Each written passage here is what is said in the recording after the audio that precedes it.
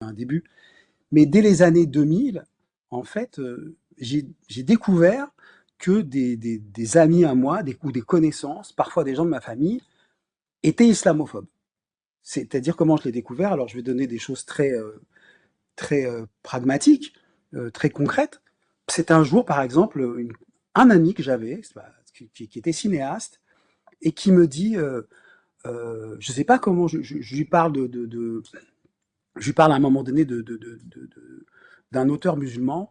Il me dit, waouh, tu sais, moi, l'islam, alors c'était un blanc, hein, cet ami, et il me dit, qui maintenant est une connaissance, il me dit, l'islam, comme, je pense comme Welbeck, c'est la religion la plus conne du monde. C'est-à-dire, alors pardonnez-moi pour ces propos, hein, mais c'est ce qui m'est, et ça sort comme ça. On ne sait pas à partir de quoi, à partir de quelle expérience. C'est après une tante qui, des fois, accueille des locataires chez elle, et qui me dit qu'il y a une fille, ça c'est vers 2010, donc c'est encore plus tard, qui me dit qu'il y a, c'est un exemple parmi des centaines, hein, qui me dit qu'il y a une jeune fille étudiante voilée qui est très aimable, qui a voulu aller chez elle, et cette tante me dit que bah, elle a pensé tout de suite qu'elle ne l'accepterait pas parce qu'elle a son voile. Et c'est une personne de gauche qui a très très longtemps milité au Parti communiste. Et donc c'est d'abord, je dirais, dans des connaissances souvent liées au milieu artistique ou un peu intellectuel et de gauche que je découvre cette islamophobie récurrente. C'est aussi une cousine qui enseigne dans un lycée à Aubervilliers où il y a deux jeunes filles voilées qui, je crois que c'est en 2000, hein, se font exclure. Il y a un débat pour leur exclusion dans l'école. Et cette cousine, à propos avec des arguments qui sont intenables, et bon, sur lesquels on pourrait revenir, en tout cas, n'a aucune empathie et participe à leur exclusion. Voilà. Alors que c'est aussi quelqu'un qui se dit très très à gauche. Alors il y a ceux qui se disent à gauche, il y a ceux aussi on va découvrir qu'il y a ceux qui sont socialement de gauche, mais racialement de droite. Voilà. Donc je découvre déjà une teinte dès qu'on arrive sur les questions raciales, et surtout par, je dirais, le truchement de l'islam. Et puis, à un moment donné, à partir de 2006, progressivement, puis ensuite, je vais sur ce terrain-là comme chercheur, je fais une recherche donc sur les milieux dits de l'alphabétisation. Donc, c'est des milieux où on travaille avec des publics migrants. À Bruxelles, ça se passait. Et ma recherche a duré quasiment 13 ans. Donc, j'ai pas fait 13 ans, puis après, j'ai écrit pendant ces 13 années. Mais mon doctorat, je l'ai fait durant les 4 dernières années de ces 13 années. Et quand j'arrive dans ce lieu, il se trouve que ce lieu est fréquenté essentiellement par des femmes, parfois des hommes aussi, dans différentes associations. Mais la plupart d'entre ces personnes du public migrant sont musulmans. Sont souvent musulmans, plutôt sunnites, et assumés, quoi. Ils sont fiers d'être musulmans, ils s'en cachent pas. Les femmes... alors, je dirais 80% des femmes portent le hijab, et ça semble être vécu par les enseignantes majoritairement blanches, hein, très majoritairement blanches, même s'il existe des enseignantes aussi pas blanches. Euh, Ça semble être vécu comme une défaite, le fait que les femmes portent le hijab. Et donc, donc dans ces associations d'alphabétisation où je vais au départ faire des ateliers d'écriture avec ces femmes-là, où ça se passe très bien, on discute de qu'est-ce que... Elles discutent, elles parlent et elles écrivent sur des très beaux textes, sur qu'est-ce que c'est que leur culture, qu'est-ce qui leur manque dans leur pays d'origine, qu'est-ce qui est important pour elles dans leur vie, etc. Et, euh, et c'est essentiellement des femmes d'origine marocaine, guinéenne, congolaises, turques, aussi d'Europe de l'Est, et quasiment toutes, la grande majorité est musulmane. Et je commence à entendre dans ces lieux des discours sur les femmes et sur les hommes aussi en miroir, notamment de manière récurrente, j'entends des enseignantes me dire, alors elles parlent souvent de ces femmes comme ayant eu un parcours très difficile. Et elles ne pensent pas simplement à l'exil, hein, donc les enseignantes ne pensent pas simplement à l'exil quand elles parlent du parcours difficile de ces femmes, mais elles pensent à leurs parcours conjugaux. Pour elles, toutes ces femmes ont vécu des mariages malheureux. Alors ça arrive, mais c'est, pour les 500 personnes que j'ai pu rencontrer, c'est 20% des personnes, sur les 500 personnes que j'ai pu rencontrer en 13 ans. pour diverses raisons. Il y a des parcours qui se sont mal passés depuis le début, puis parfois au bout d'un moment. Mais 80% ont eu un parcours conjugal plutôt réussi. Et dans le discours des enseignantes blanches, c'est un peu l'inverse. C'est comme si on entend plutôt qu'il y aurait 80% des parcours qui sont ratés, de la faute de l'homme. Et un jour, une enseignante, c'est un exemple parmi des dizaines, hein, me dit oui, elles ont souffert, nos femmes, parce qu'elles les appellent comme ça, elles les appellent nos femmes. C'est une expression usuelle qu'on pourrait interroger aussi. Elles ont souffert, c'est vrai qu'elles souffrent, mais elles sont un peu co-responsables de leur malheur parce qu'elles pratiquent de plus en plus l'islam. Et je lui dis, mais quel est le rapport? Elle me dit, bah parce que l'islam pousse les femmes à se soumettre, à l'homme. Et donc, plus on pratique l'islam, plus on se soumet à l'homme. Après, dans les discours que j'entends sur ces femmes migrantes, avec qui les enseignantes ont un bon rapport au quotidien, hein, tissé d'affection, parfois d'écoute, mais quand elles ne sont pas là, ces femmes migrantes, les enseignantes blanches parlent d'elles toujours comme des êtres de moindre valeur. C'est-à-dire comme des personnes qui n'ont pas de culture. C'est ce qu'on me dira d'ailleurs quand j'arrive dans les milieux de l'alphabétisation et que je dois faire un atelier d'écriture. Je dis, j'aimerais bien faire un atelier d'écriture avec, là, c'est que avec des femmes. Je dis, donc pour la plupart musulmanes, je dis, j'aimerais bien les inviter à écrire ou à parler de leur culture. Et là, les enseignantes qui me reçoivent, c'est quelque chose que j'ai souvent évoqué hein, comme exemple, mais il est important, me disent, mais tu ne te rends pas compte, ces femmes n'ont pas de culture. Voilà. Donc il y a, je ne sais pas comment ces enseignantes blanches, après 15 à 20 ans de fréquentation de ces femmes migrantes, en arrivent à la conclusion qu'elles n'ont pas de culture, mais c'est comme ça qu'on me reçoit. Après, ça n'empêche pas que ces associations vont produire des livres écrits par ces femmes migrantes, vont s'extasier sur leurs textes, mais elles vont jamais être vraiment dans une posture, par exemple, d'essayer d'apprendre à partir d'apprendre ou de réfléchir à partir de ce que les femmes migrantes écrivent. Et Dieu sait pourtant si elles amènent de quoi penser. Et puis je tombe aussi à un moment donné, un peu plus tard, sur les finalités associatives, donc sur les sites internet. Et il y a des finalités, donc je vais vous en donner quelques-unes, sans dire de quelle association il s'agit. Donc toujours en région bruxelloise, une première association dit que son but, c'est de permettre au public migrant d'avoir accès à la culture. Une autre association va dire qu'elle voudrait, non je crois que c'est la même, elle voudrait permettre au public migrant de se doter d'outils de compréhension du monde. Une troisième dit que il faut aider le public migrant à sortir de l'emprise familiale. Alors vous voyez, on est toujours en train d'énoncer ce public non blanc et essentiellement musulman, d'abord à travers une série de manques. Et en même temps, dans ces finalités, qui sont assez représentatives de la posture de la majorité des enseignantes et dirigeants associatifs blancs, eh bien, non seulement on énonce les gens extra-occidentaux qui viennent du Sud et qui sont, pour la plupart musulmans, non seulement on les assimile, non seulement on les pense d'abord à travers une série de manques, de retards, de problèmes, mais en plus on s'énonce soi-même, blanc, formateur en alpha, ce qui n'est pas quand même j'ai beaucoup de respect pour cette profession, mais c'est pas quand même je dirais la profession la plus instruite du monde, se pense en tant que formateur en alpha capable de pallier les manques et les déficiences qui sont énoncées sur ces femmes. Et ça, c'est sur les sites internet. Alors, ce qui me pose problème là-dedans, je dirais que bon, j'ai repéré ça assez vite.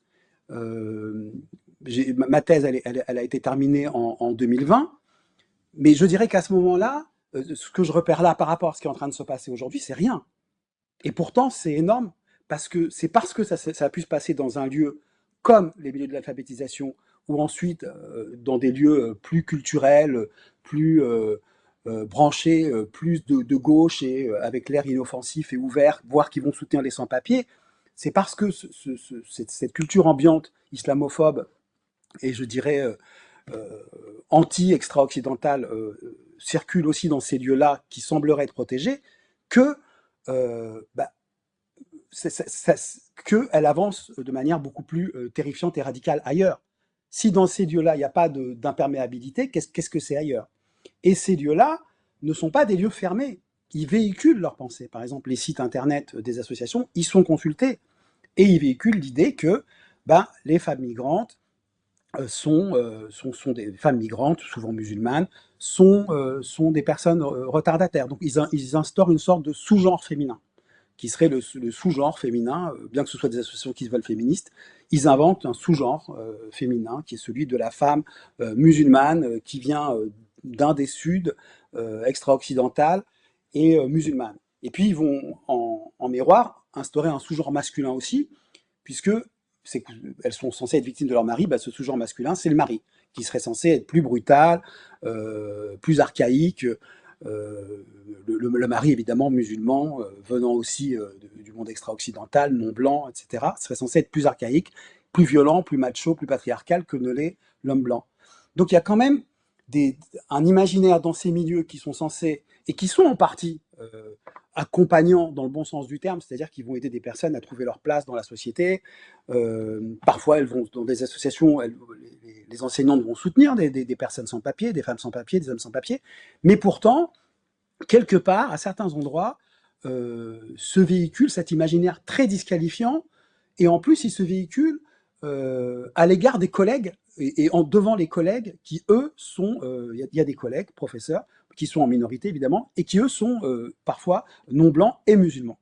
Ils doivent entendre des histoires. Par exemple, il y a même un jour où on raconte que en fait, on parle des problèmes qu'il y a dans l'association, et les 10 problèmes qui sont énoncés que par les travailleurs blancs n'ont trait qu'à un seul et unique sujet, c'est l'islam. Voilà. On va se plaindre du fait qu'une telle animatrice ne veut pas aller à la piscine, que quand elle a ses règles,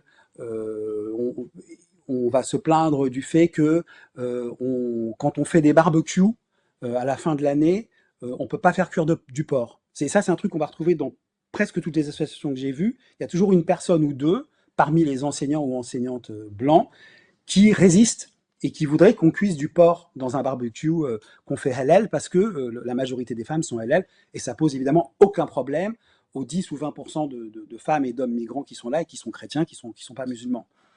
Mais bref, il s'instaure dans les milieux de l'alphabétisation, mais ça ne va pas se cantonner évidemment à ce milieu-là. Ce que Charles W. Mills, l'auteur afro-américain, appelle dans le contrat racial une sorte de délire consensuel cognitif. C'est-à-dire qu'on finit par parler de ces publics-là et des Suds, donc c'est quand même assez vaste. On parle à la fois de personnes turques, de personnes marocaines, sur lesquelles on énonce une série de réalités, mais qui n'existent que dans la tête de ceux qui les énoncent. Et donc Mills a un très beau passage où il parle de ça. Et ce type de posture-là, que je vais appeler sudaliste, et qui a l'islam comme vraiment comme, en tout cas dans le milieu où j'étais, elle a vraiment eu l'islam comme cible préférée, je vais dire. Ces discours-là, en fait, ils ont une spécificité, c'est que, alors ils appartiennent évidemment au racisme, mais de quelle manière? De quelle manière? C'est qu'ils attaquent par la culture, ils n'attaquent pas par le corps. Ils vont pas parler des gènes, ils vont pas parler d'une répugnance pour un aspect physique, etc. Ils vont parler d'une répugnance pour des faits culturels, parmi lesquels il y a des faits cultuels aussi. Ça ne veut pas dire qu'il n'y a pas de répugnance physique, ou etc., qui ne se dit pas. Mais c'est des discours qui, du coup, passent. Et ces discours-là, en fait, je les ai retrouvés dans plein de lieux. Il y a plein de lieux où on attaque. Maintenant, on est en train de passer à des discours qui relèvent plus du racisme néobiologique. On commence à attaquer par le corps sans que ça pose problème. Mais pendant les 4, 5, 6 années avant, je dirais, 2022, 2023, on tenait un peu sa langue par rapport au discours raciste biologique. Mais le racisme passant par la culture, ce que j'ai appelé sudalisme, donc la dégradation des Suds à travers l'attaque et le dénigrement des cultures des Suds, était quelque chose qui était très répandu, et c'est très dangereux, parce que ça passe très très bien en fait en Occident. Pourquoi? Parce que nous, en Occident, la majorité des Occidentaux blancs ou assimilés, ou de culture tout simplement occidentale, eurocentrée, on ne connaît rien des réalités, des épistémologies non occidentales. Donc quand on entend une culture dont on ne connaît rien, ou qui fait partie d'un ensemble qu'on ne connaît rien, qui est le monde non occidental, se faire descendre, ça ne nous pose pas de problème en fait. Et comme ça, c'est instauré, en tout cas, alors ça n'explique pas tout, c'est un moment, mais je pense que c'est un moment important de cette culture d'ambiance dont parlait Elias, où s'est instauré un habitus d'infériorisation. On a l'habitude d'entendre, et en premier lieu, je ne sais pas si c'est un premier lieu, mais en tout cas, effectivement, les musulmans et les groupes arabes, ou, ou pensés comme tels, on a pris l'habitude de les dénigrer.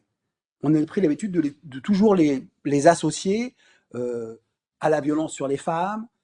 Et ça, Nassira Ghenif, l'anthropologue, le remarquait déjà à travers différents textes, dont le balcon fleuri des banlieues en 2006, après les émeutes de 2005, ou la révolte de 2005.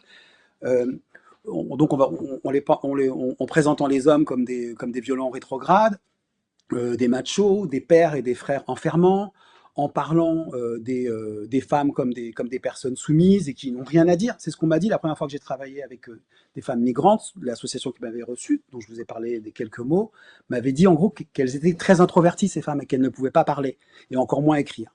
La suite a révélé que c'était pas le cas. Mais donc, voilà, ce que j'ai pu identifier moi et que je peux partager avec vous ici, et qui peut-être peut avoir un usage ou un intérêt, il faudrait voir lequel, j'ai quelques idées, mais c'est quelque chose qui doit se discuter, c'est un imaginaire qui s'est tranquillement comment dire, insigné et qui s'est installé, et plus qu'un imaginaire, je dirais, un habitus de dévalorisation et d'infériorisation permanent par la culture, et aujourd'hui, maintenant, ça passe aussi par le corps, des cultures considérées comme ou extra-occidentales et reliées en tout cas au non-blanc, et en premier lieu celles reliées à l'arabité ou à l'islam. Et je peux donner un autre exemple. Il y a un exemple, par exemple, on peut retrouver ces exemples dans plein dans plein de scènes, d'espaces, de terrains. Par exemple, il y a un cinéaste que vous connaissez peut-être qui s'appelle Olivier Marchal. Donc il y avait un nom prédestiné puisqu'il est devenu policier, il s'appelait Marchal. Et puis après, il a été cinéaste. Il a récemment fait un film qui s'appelle Overdose, je crois. Et dans ce film, figurez-vous qu'au tout début du film, ça commence par l'égorgement de 2 nouveau-nés dans un hôpital. Et vous savez pourquoi ces 2 nouveau-nés sont égorgés? C'est un acteur d'ailleurs de franco-marocain, je crois, qui joue le personnage qui va expliquer ce rite et qui dit voilà, dans le film fait circuler l'idée que, par le biais d'un acteur qui joue le personnage, qui dit oui, dans ma famille, du RIF, donc du RIF marocain, c'est la règle, quand quelqu'un trahit, on égorge son nouveau-né. Et donc dans le film commence là-dessus, 2 personnes ont trahi une des familles de dealers, et la punition a été d'égorger leur nouveau-né. Je ne sais pas où Olivier Marchal ou son scénariste sont allés chercher ce mythe, mais c'est absolument hallucinant comme manière de représenter tranquillement, sans qu'aucun bouclier ne se soit levé, les personnes du RIF, et au-delà, les personnes musulmanes, les Marocains, les Maghrébins, etc.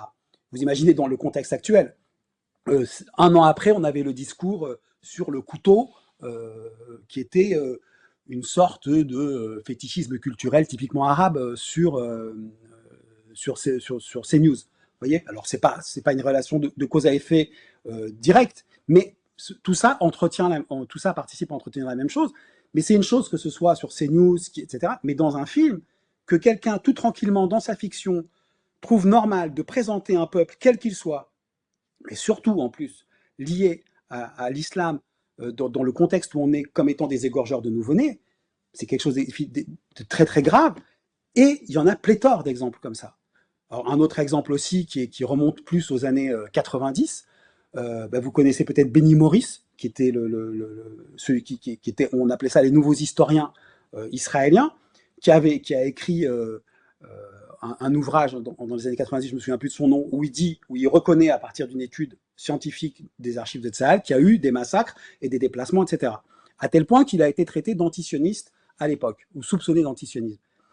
Il ne fallait pas, parce que la position de Benny Morris, qui a fait un travail scientifique sur les massacres et les déplacements des Palestiniens, je ne sais pas jusqu'où dans le sérieux est allé ce travail, mais partiellement, par rapport à avant, la théorie de Benny Morris, c'était, à côté de sa position de scientifique, c'était de dire mais oui, mais il y a eu des massacres, il y a eu des déplacements, mais c'était très bien. Et le problème, c'est qu'il n'y en a pas eu assez, on aurait dû déplacer tout le monde. C'est la position de Benny Morris. Et quand on interroge dans Courrier International, c'est un journaliste qui l'interviewe à l'époque, en 2004, lui dit, mais quand même, votre position, Benny Morris tient un discours sudaliste, de densité plus violente que celui qu'on trouve dans les milieux de l'alphabétisation, mais il y a quand même des points communs. Il va nous expliquer tout à coup, lui qui est un historien, qui fait un travail historien, il va avoir un discours d'expert sur la culture arabe. Il va nous expliquer que le problème, pourquoi est-ce qu'il faudrait se débarrasser de tous les Arabes? C'est parce que les Arabes ont la culture de la vengeance. Alors, il ne dit pas ils ont la vengeance dans leur gène, on n'est pas loin. Mais il se pose en expert de la culture arabe. Il va jusqu'à dire ils ont tellement la vengeance dans leurs habitudes que jamais ils ne voudront faire la paix, et avoir une population arabe à côté de soi, c'est comme c'est comme vivre à côté d'un serial killer. Donc c'est quand même très très très très fort. Donc on va retrouver ça aussi, cette capacité à tout à coup se poser comme expert d'une réalité dont on ne connaît rien et dont on a beaucoup à dire et à dire en mal. C'est quelque chose qu'on va retrouver dans toutes les sphères en fait de la société. Moi je la croise tous les jours. Je la croise même par exemple euh, alors, un jeune de quartier, comme on dit, musulman, m'a dit l'autre fois qu'il était embarrassé parce que des fois des antifas blancs venaient le voir et qui lui faisaient la leçon sur ce qu'étaient les vrais enjeux politiques à lui, sur ce que c'était affronter l'extrême droite. Donc c'est aussi une forme de sudalisme. Alors elles sont pas toutes de même densité, de même violence, mais il y a en tout cas cet habitus qui est bien installé et qui évidemment est lié non pas à l'héritage colonial, mais à la colonialité, une colonialité bien présente et qui consiste à inférioriser systématiquement les personnes, les cultures, les pensées, les capacités d'analyse des personnes perçues comme issues des Sud. Et dans le contexte français en tout cas, il peut y avoir des discours sudalistes aussi sur des personnes antillaises. Hein, on va dire les hommes antillais sont tous infidèles à leurs femmes, par exemple. Mais ce qui reste l'objet favori du discours sudaliste, qui soit de densité moyenne, mais quand même dangereuse, ou de densité très forte, ça reste effectivement l'islam. Et après, si je devais continuer, mais peut-être je vais laisser la parole au dialogue, je dirais juste une chose. C'est pas pour avoir une note positive, etc., parce que je suis pas sûr qu'il faut toujours des notes positives, mais c'est vraiment sincère par rapport à ce que j'ai vu sur mon terrain. Sur mon terrain, j'ai travaillé pendant 13 ans en faisant des entretiens, en observant, etc., en discutant avec des enseignants blancs, et j'ai eu aussi des discussions et des échanges, des multiples et variés sur les cultures, sur la religion, etc., de divers publics migrants. Et ce qui m'a étonné, en fait, ce qui m'a choqué le plus, en fait, chez les enseignants blancs, avec leur sudalisme, leur tendance à inférioriser culturellement, c'est que ces enseignantes blanches, elles vivaient quasiment tous les jours avec les migrantes. Euh, Elles les rencontraient tous les jours. Elles avaient des liens d'amitié. Elles ont vu plein de choses chez ces femmes migrantes. Elles ont vu leur gentillesse, leur ouverture d'esprit, la façon dont l'islam aussi les accompagnait et les renforçait. Elles ne peuvent pas dire le contraire. Elles ont vu également leur générosité. Elles ont vu aussi leur capacité à bien s'entendre. Alors c'est très drôle aussi, il y a des femmes aussi qui ont, euh, comment dirais-je, comment on appelle ça, précisé leur connaissance de l'islam et du Coran parce qu'elles étaient analphabètes et elles ont appris à lire le Coran en français. Donc ça fait pas très plaisir des fois au milieu de l'alphabétisation, mais ça s'est passé aussi. Donc toujours est-il que les enseignantes majoritairement blanches des milieux de l'alphabétisation, elles ont été témoins de cette population et elles devraient être là pour parler de cette population, pour faire connaître cette population, pour dire cette population, elle est. Il ne s'agit pas d'idéaliser une population au détriment d'une autre ou d'idéaliser une population tout court, mais de dire la vérité. Dire ce sont des femmes avec qui on s'est entendu très bien. Ce sont des femmes qui sont ouvertes, ce sont des femmes qui ne jugent pas les personnes qui ne sont pas musulmanes. Elles sont toujours ouvertes à accueillir quelqu'un chez lui qui est un ami ou quelqu'un qu'elles ont rencontré qui n'est pas musulman. Euh, Pourquoi elles n'ont pas porté cette parole? Elles pourraient porter cette parole. Zemmour ne va pas porter cette parole.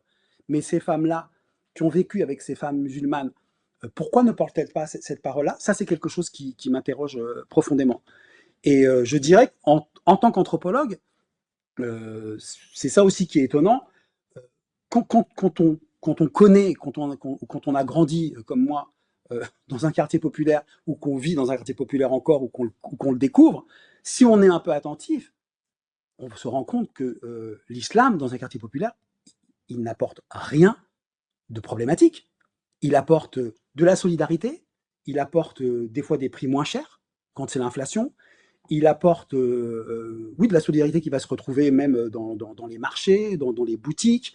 Les gens les personnes sont polies, elles sont accueillantes, elles sont accueillantes avec tout le monde, pas qu'avec les musulmans. Comment ça se fait que ce gouvernement nous montre tellement les musulmans comme une menace? Eh bien, peut-être parce que le libéralisme ne veut pas d'une population qui est finalement aussi, qui peut se défendre, attention, hein, mais qui est une population euh, qui vit bien et qui est ouverte à tout le monde. Pourquoi vous croyez qu'il y a pas mal de gens qui se convertissent? Mais parce que c'est une communauté qu'on ne trouve pas chez les Blancs. Anthropologiquement, c'est ça qui est en train de se passer. Et cette population musulmane, elle représente une sphère importante de l'antilibéralisme et de l'alternative au libéralisme. Elle n'a pas besoin du libéralisme. Elle peut s'en jouer. Elle peut faire du business, elle peut du business honnête, hein, je suis en train de dire. Elle peut faire plein de choses. Mais c'est pas son problème, c'est pas son cheval de bataille. Par elle aussi, elle n'est pas preneuse du suprématisme blanc par son islamité. On peut pas être dans le suprémacisme blanc et être musulman quand on est pratiquant. Euh, et donc, c'est ces deux moments clés du pouvoir actuel qui sont la suprématie blanche, alors c'est pas encore le suprémacisme, et le libéralisme, mais maintenant cette suprématie blanche devient suprématisme blanc, parce que ça devient plus une suprématie blanche de fait, ça c'est le racisme systémique, mais ça devient un racisme d'agression. C'est pour ça que je dis qu'on est rentré dans une période recoloniale. Et dans cette période, ben, c'est finalement pas très étonnant qu'on s'en prenne aux musulmans, parce qu'ils représentent, parmi d'autres choses, hein, mais un moment très très fort d'alternative et d'irrespect face au libéralisme. Et ce qui est très drôle pour finir, c'est que chaque fois qu'un islamophobe du pouvoir ou d'ailleurs, ou un islamophobe de la classe moyenne, de gauche ou non, parle mal des musulmans, il ne parle que de lui-même. Quand il les accuse de remplacement, qui c'est qui prend tout? C'est les suprémacistes et les libéraux. Ils sont en train de tout remplacer. Quand il parle de cancel culture, c'est les libéraux et les suprémacistes qui cancellent tout. Ils essayent de canceller Urgence Palestine, ils essayent de canceller les antifas. C'est les rois des canceleurs. Et donc, dites-vous ça pour vous faire du bien, peut-être, tous ceux qui nous entendez. En tout cas, moi, je fais ça de temps en temps. Je répertorie euh, tout ce que le discours contre les personnes non blanches, les cultures extra-occidentales et contre l'islam, tout ce que les sales discours sur l'islam et les cultures non blanches révèlent de la réalité profonde de ceux qui tiennent ces discours. Voilà, révèle qu'est-ce qu'est la réalité profonde de ce mix entre libéralisme, masculinisme pathologique et suprématisme blanc à l'heure actuelle. Et ils disent qu'est-ce qu'ils sont en parlant des musulmans. Voilà, c'est ça que je voulais dire à partir de ce que j'ai entendu ce soir. Et à partir de la situation affreuse dans laquelle on se trouve. Même si elle a peut-être certaines petites voies de sortie qui sont à creuser et à explorer. Voilà, j'espère que j'ai pas trop parlé. Non, merci beaucoup. Moi, je voulais juste ajouter quelque chose.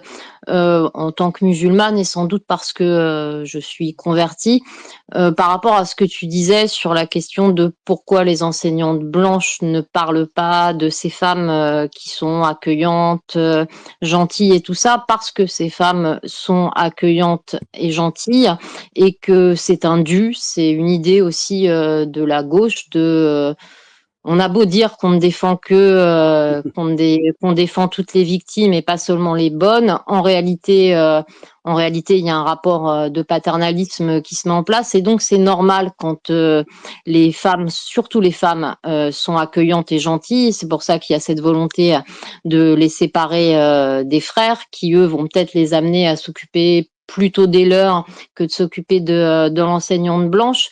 Et je pense qu'on a le droit d'être musulmane.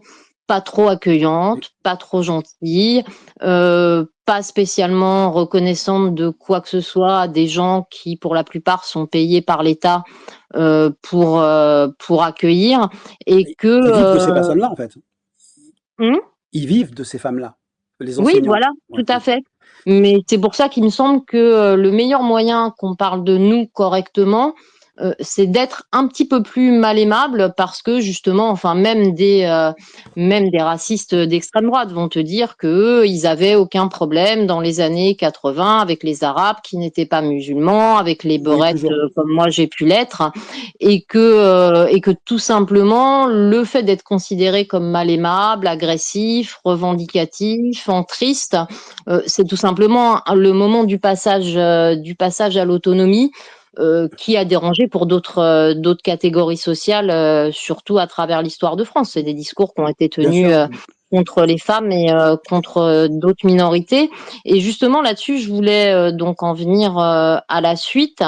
On a pas mal parlé, hein, je crois, de la pulsion génocidaire qui s'exprime, et qui est peut-être la nouveauté quand même, parce que il y a beaucoup de discours en ce moment, notamment de gauche, qui visent à rattacher les assassinats qui ont lieu avec les crimes de voisinage commis dans les années 80, avec des assassinats racistes Ouais. des années Mm, 90. mm. Mais tout ça, pour moi, c'est un discours qui alimente non pas le négationnisme, mais le révisionnisme historique sur la période dans laquelle on est, où le phénomène principal, c'est bien un génocide, et un génocide qui est islamophobe. Ouais. Et la question que je voulais vous poser à tous les trois, c'est évidemment celle de la mobilisation, et de quelle modalité politique elle a, par rapport à deux choses que j'ai pu constater. D'une part, qu'en Palestine, ce sont aussi des hommes musulmans qui se font assassiner et génocider, et que ça, c'est tu par énormément de gens. J'ai vu un texte de Jean Quatremer, donc qui est génocidaire et parfaitement ignoble, mais qui disait oui, il y en a marre qu'on nous parle que des femmes et des enfants qui sont tués, parce que la réalité, c'est que c'est une guerre. La preuve, on tue aussi des hommes. Et c'est vrai qu'il y a une tendance actuellement à mettre en avant la dimension du génocide contre les femmes et les enfants, et à invisibiliser les hommes musulmans parce Mm, qu'ils mm. correspondent pas à l'image de la victime innocente. Je trouve que ça se traduit aussi dans les mobilisations. Moi, je le dis sans méchanceté, j'apprécie depuis longtemps ce que peut faire Greta Thunberg, mais j'ai demandé à des camarades français pourquoi est-ce qu'ils allaient maintenant aux mobilisations qui ont lieu ces derniers jours pour la Palestine, alors que je ne les ai pas croisés Mm. depuis 6 mois, parce qu'ils étaient fatigués, parce que ça servait à rien. Et pourquoi finalement cette histoire de flottille, et c'est tant mieux que ça réussisse à Ouais, remobiliser, ça pose question quand même. mais ça, c'est une mobilisation qui est en train de mobiliser en mettant en avant une figure qui n'est absolument pas concernée. Et donc ça, j'aimerais bien qu'on discute de ces implications-là, et de ce que ça veut dire à un moment où quand même on dissout, le gouvernement essaye de dissoudre une organisation qui avait comme spécificité d'être animée par des militants et des militantes palestiniennes en masse, pas juste une personne. Ça, c'est ma première question. Et la deuxième question, c'est évidemment comment on lit tout ça avec ces assassinats islamophobes. Je répète islamophobe parce que c'est pareil, j'ai vu des affiches circuler là appelant à mobilisation contre le racisme et les discours de haine. Ouais. Islamophobe était en tout petit. Or, le premier terme que le tueur a C'est employé, l'islam. même s'il Mhm. emploie bico, il emploie sans-papier, il fait à peu près tout, mais le premier mot qu'il emploie, Ouais. c'est islamique. Évidemment. J'insiste bien sur islamique, il ne dit pas islamiste, il dit islamique. Et il y a depuis quelques jours voilà, une ambiance qui est de rattacher tout ça à un antiracisme que Ouais. malheureusement, enfin en tout cas moi je l'ai bien connu, l'antiracisme bon enfant Moral. des jours de fête, c'est-à-dire qui ne politise rien, notamment très peu le rapport avec l'islamophobie d'État. Et donc moi je voudrais votre avis à tous les trois sur comment on construit une mobilisation qui est historiquement celle qui a eu lieu depuis le début du génocide, et qui a fait ses preuves, c'est-à-dire comme sur toute autre lutte, hein, menée par les cibles de l'oppression et par ceux qui la connaissent le mieux, c'est-à-dire les musulmans.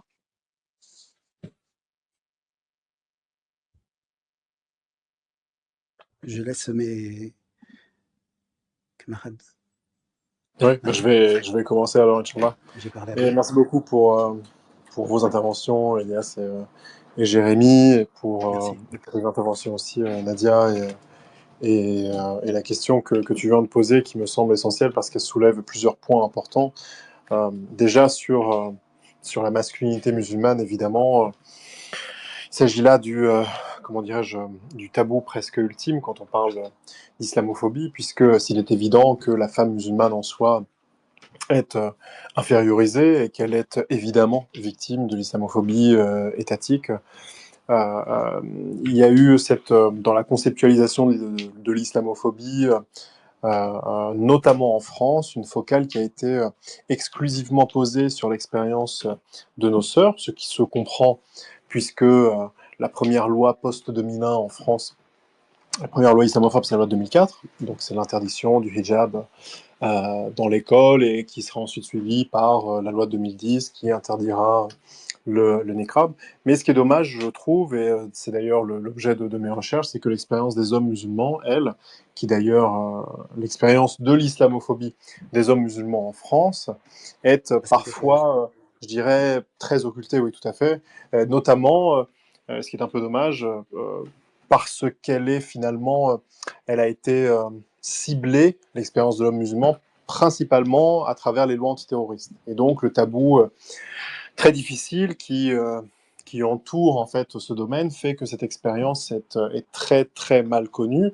Quand je dis très très mal connue, ça veut dire qu'on a encore trop peu analysé, par exemple, l'expérience des hommes musulmans dans les années 90 et la répression terrible qu'ils ont connue en France lorsqu'ils étaient accusés de soutenir des projets d'autonomie musulmane en Algérie, par exemple. Il y a toute cette expérience, il y a eu toute une série de procès et une législation antiterroriste qui s'est étoffée dans les années 90 et qui donc a fortement impacté la, la représentation de l'homme musulman en tant que tel. Évidemment, j'ai pas besoin de préciser que depuis, depuis 2012, 2015, donc la décennie qui nous a précédés, cette réalité a été réactivée, mais elle n'a toujours pas débouché sur une véritable analyse. Et donc on reste un peu dans cette situation où finalement, de loin, on a l'impression que l'islamophobie en France, ce ne serait que une expérience genrée, c'est-à-dire qu'elle ne viserait que les femmes, ou à très très grande majorité les femmes, et et seulement à la marge les hommes, ce qui est je pense, faux lorsqu'on regarde les données empiriques et surtout le développement, comme je l'ai dit, des lois antiterroristes.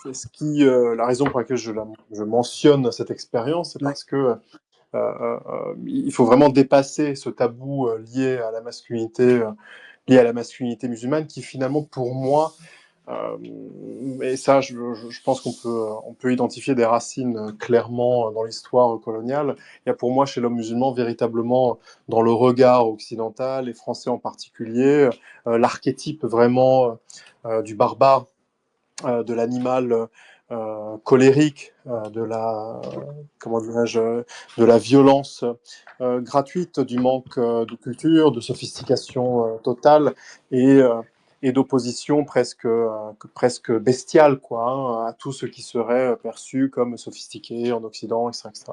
Donc cet archétype, pour moi, il faut pas simplement l'analyser, il est nécessaire parce que comment dirais-je, nécessaire de l'analyser puisque et de le faire ressortir dans cette analyse dans les milieux militants afin d'éviter toute invisibilisation en fait des hommes musulmans tout simplement, qui pour moi est une réalité encore un peu triste que nous connaissons spécifiquement en France, je dirais. C'est pas forcément quelque chose qu'on retrouve Mm. avec autant de prévalence, avec autant d'intensité dans d'autres contextes occidentaux. Et pour répondre de manière directe disons, à la seconde question, la question plus globale que tu poses, Nadia, il me semble évident que, en tant que premier concerné, hommes et femmes musulmanes, pas que femmes musulmanes, les hommes aussi, il est évident que le front antifasciste qui est en train de se constituer ne peut pas vivre sans un leadership musulman. Je considère que nous vivons, comme je l'ai dit dans ma première intervention, l'ère génocidaire de l'islamophobie. Nous sommes de fait les premiers concernés, les premières, j'aime pas toujours dire victimes, on va dire ceux qui sont les premiers ciblés, et donc la légitimité de notre parole et de notre leadership, elle est, je dirais, établie par la réalité du conflit et de la violence à laquelle nous sommes soumis. Et évidemment, et ça je pense que le seul horizon possible, le seul horizon qui puisse véritablement nous émanciper et faire cesser ce cycle de la violence, c'est évidemment l'autonomie.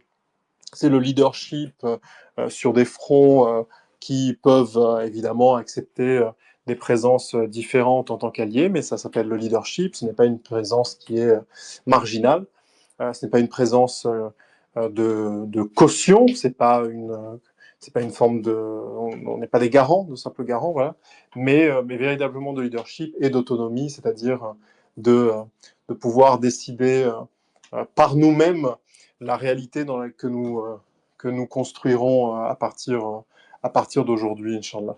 Donc voilà, c'est un peu les deux idées qui me viennent à l'esprit comme réponse succincte. Je sais qu'il est déjà 23 heures, donc je vais pas... J'ai pas envie de mettre le chaos final aux auditeurs, mais voilà, concrètement, hommes et femmes ensemble, il n'y a pas de division évidemment entre nous, c'est une évidence. Passer outre le tabou de cet archétype qu'est l'homme musulman et leadership dans la lutte antifasciste qui se fera, comment dirais-je, en suivant une perspective et un horizon autonome et musulman.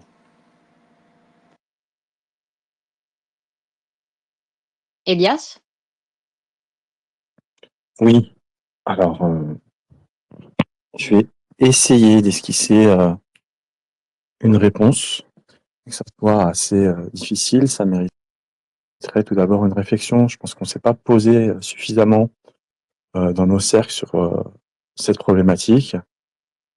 Elle a été déjà abordée, notamment j'ai eu une discussion avec mon ami Mehdi Dupire, ou encore avec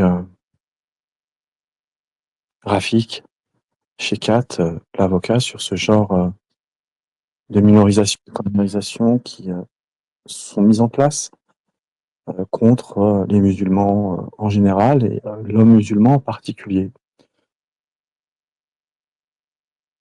Si je dis qu'on ne va pas se lancer dans une grande démonstration, parce que sinon il faudrait nous revenir très loin, en vérité, à la construction même du monde occidental et, comme il a été dit fort à propos par notre ami, à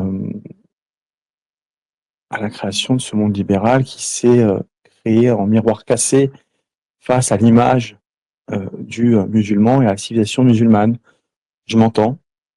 Si on construit à une époque une civilisation réputée libre et émancipatrice, on l'oppose à une civilisation qui est, elle, non pas individualiste et celle du self-interest d'Adam Smith, mais on oppose ça donc à une société musulmane, elle, qui serait celle de la loi, qui serait holiste, et face à l'empire de la raison occidentale qui s'affranchit de la morale, du bien et du mal, mais qui cherche l'efficacité, l'utilité et conclut sa marge de vie à travers le contrat, librement consenti.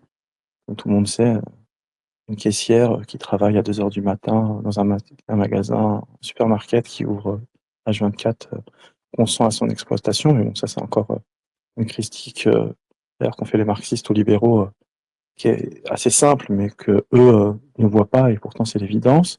Et donc tout ce monde libéral occidental se construit dans, comme j'ai dit, un miroir cassé de l'homme musulman, de la figure de l'homme musulman qui va parfois être incarné par l'homme arabe, par le Maure ou encore par le Turc.